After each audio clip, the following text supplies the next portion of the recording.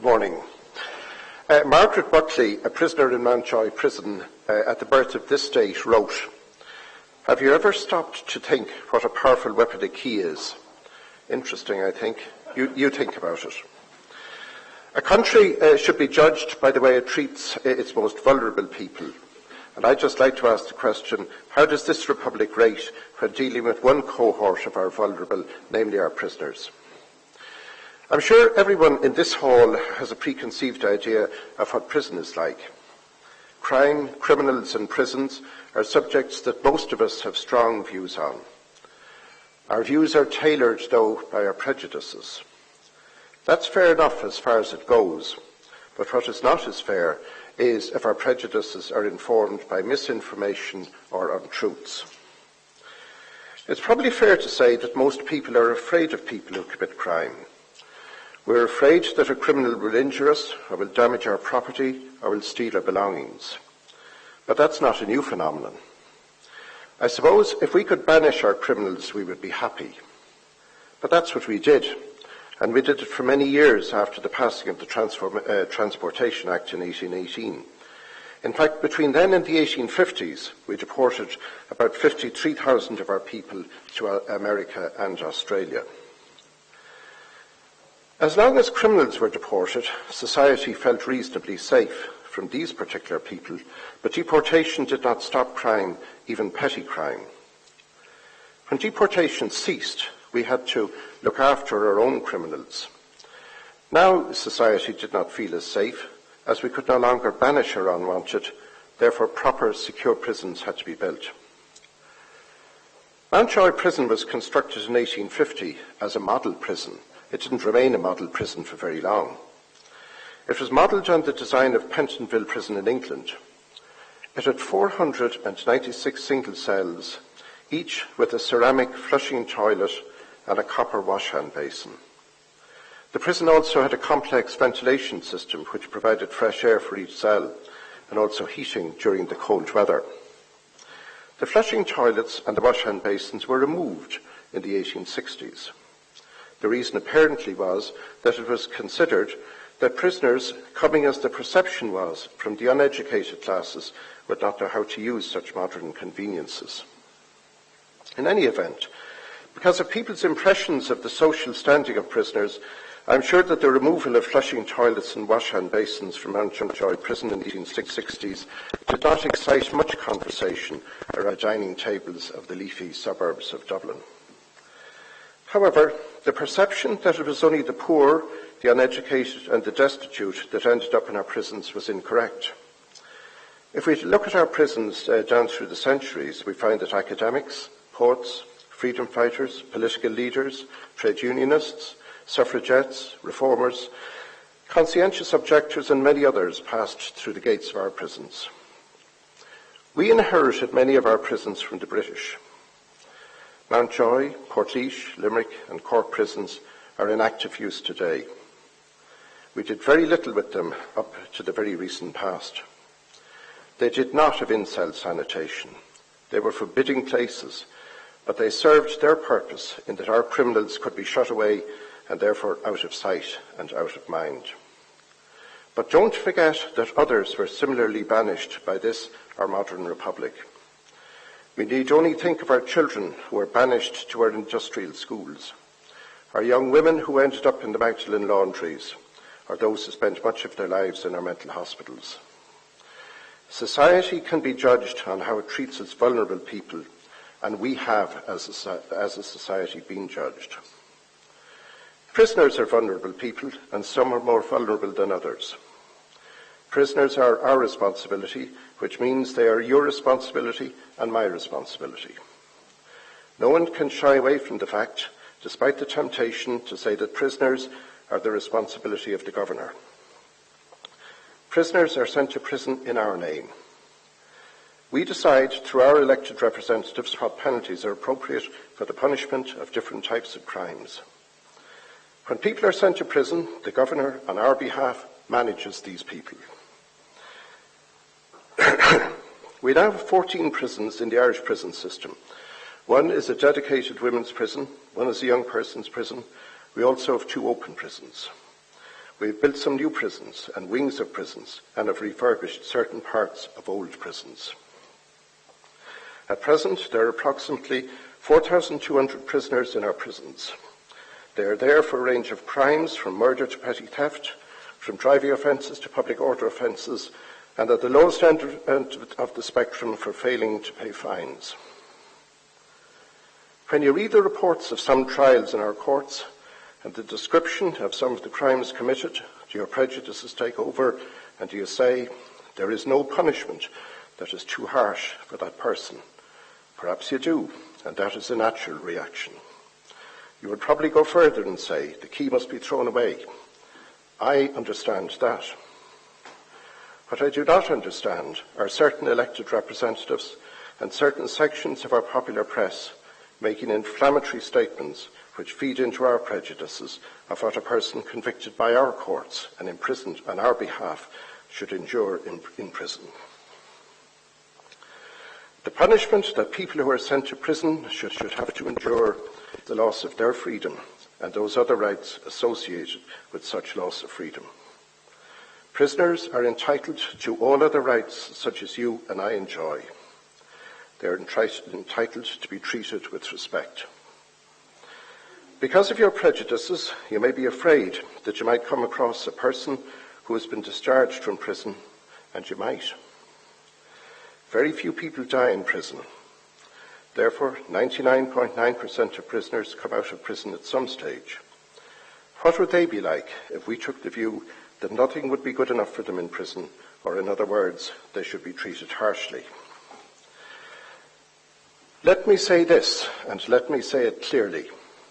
I have not found one person who has been improved by prison. On the contrary, all available research shows that most people are damaged in one way or another by prison. Of course, some will gain from vocational training or from certain education. So how should we treat prisoners? What are the rules? I asked the same question when I took up my position as Inspector of Prisons on the 1st of January 2008, having spent the previous 26 years as a judge. I thought there would be a manual. I thought there would be standards against which I could benchmark prisons. But I'm sorry to say that I was disappointed on both fronts. I looked for guidance on what could be considered best international practice, and I found such guidance in the various treaties and international instruments that we as a state are party to. In the judgments of the European Court of Human Rights, in the European Prison Rules, in the reports of the Council of Europe's Committee for the Prevention of Torture and Inhuman or Degrading Treatment or Punishment, in the jurisdictions of the courts of other countries, in our Prisons Act of 2007, which says very little, in the Irish Prison Rules of 2007, in the few judgments that there are of our courts, and in our Constitution. I published standards which are all referenced to our obligations just referred to, but then I found that I needed to give further advice on various aspects of my standards. I published reports on such issues as the obligations that we owe to prisoners, the size of cells, the use of safety observation and close supervision cells, how prisoner complaints should be dealt with, how prisoner discipline should be applied, how deaths of prisoners should be investigated, general health issues, the case for dedicated committal areas, and the case for high support units for the most vulnerable. All of these are published and you can find them on my website.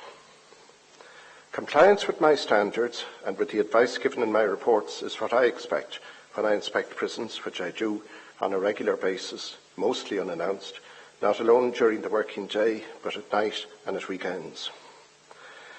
You would be entitled to say, well, now you've published all these standards and reports. Do they make a difference to our prisoners? I think they do. However, while difficult, one can address the physical elements of prison life. What cannot be addressed that easily is fear, uncertainty, and the thoughts that a vulnerable person has when the door bangs at night. Father O'Donnell describes his cell door being closed for the first time on his first day of imprisonment in Mountjoy Prison thus: I was as full of panic as a child who, searching nervously in the distant corner of a barn at night time, is trapped by a gust of wind which slams the door and puts out the candle. It was as bad as that. There have been considerable advances in penal thinking in the last number of years. I would like to think that I have, to some degree, been responsible for part of this changed thinking. We now have a dedicated committal unit in each committal prison. The one in Mountjoy Prison is the model. We have dedicated house support units in Mountjoy and Clover Hill prisons. The one in Mountjoy has been awarded one of its prestigious prizes by the World Health Organization, in addition to other awards. New rules have been laid down for the use of safety observation in close supervision cells. A proper, transparent prisoner complaints procedure has been rolled out, and I have oversight of same. I now investigate all deaths of prisoners. And recently, I published my assessment on where the Irish prison system stands today. I don't want to waste any more time on that, but you can read that assessment again on my website.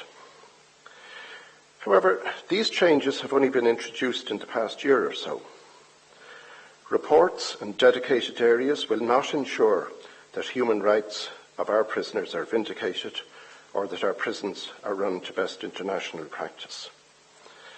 We need external oversight, and that is where I fit into the picture. My job is to hold authority to account. I derive my independence from the Prisons Act 2007. I think that my record today testifies to such independence, but I will leave that for others to judge. All I can say is that it is of the utmost importance that we have independent oversight and that this oversight is maintained. Let me now turn to the continuing problems that bedevil our prisons. Slopping out is still with us, but that is changing fast. At the end of September of this year, slopping out will be a thing of the past in Mountjoy Prison. It took 150 years to get that far, during which time inmates had to endure this inhumane and degrading treatment. A new prison is to start in Cork, and new wings are to be built in Limerick. So that will leave only one wing in Portlaoise Prison without in-cell sanitation. In my view, that's a huge step forward. Overcrowding is an international problem. We all know what that means. Drugs in prisons are also an international problem. The sale of and taking of drugs in prisons really mirrors what happens in society. Prisoners incur enormous debts for drugs that they get in prisons. In many cases, the uninvolved parents or family of a prisoner who has been supplied with drugs will have to pay, and this payment may attract a premium of up to 10 times the original value of the drugs, and the drug barons will make sure that they are paid. It is not only the poor, the uneducated, and the destitute that make money for the drug barons. Of course they contribute to it, but in most cases their contribution is financed by petty thieving. However, free society, in my view, has a part to play. Would we have such a drug problem if the drug barons were reliant only on the poor, the uneducated, and the marginalised? I say no. If those in middle-class society who live in the leafy suburbs and have good jobs and a reasonable standard of living did not engage in, and I use the word with inverted commas, recreational drug taking, the drug barons would be less powerful and the impact on prisons might well be less.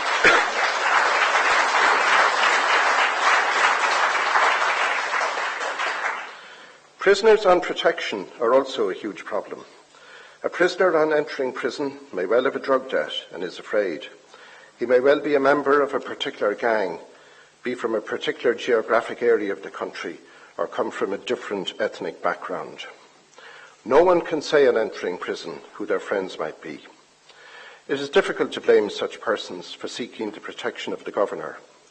However, this means that these prisoners will only receive limited out-of-cell time, have little, if any, access to education, vocational training, or even interaction with others, be they prisoners or staff.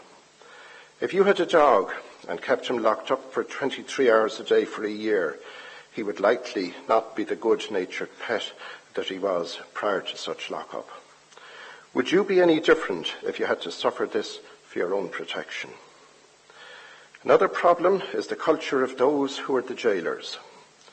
This has built up over the years. It is changing. However, there must be consequences for those who do not measure up in this regard. Finally, and I think this is probably the most important, there's a huge problem of prisoners with mental health problems.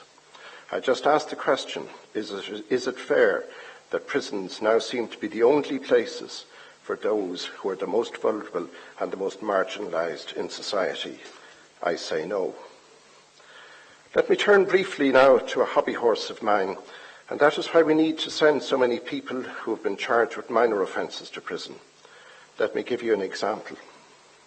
If you live on Main Street and on a constant basis the windscreen wipers of your car are damaged, or you're kept awake by some drunk roaring and shouting, or you were a shopkeeper who has had to experience shoplifting, you will probably be delighted if, having rung the guards, a culprit is identified and prosecuted. You may have some passing interest if this person is brought to the court, and you may take certain satisfaction if he gets a sentence. But what does it achieve? It means that for the duration of the sentence, this particular person will be out of circulation. But what happens when he gets out of prison? What happens? The whole thing starts all over again. Would it be better to try another way? I tried another way in North Tipperary. I set up the Nina Reparation Scheme. In this scheme, offenders, if assessed as suitable, are managed in the community by the community instead of going to prison. It achieves the same result as prison, except with two significant upsides.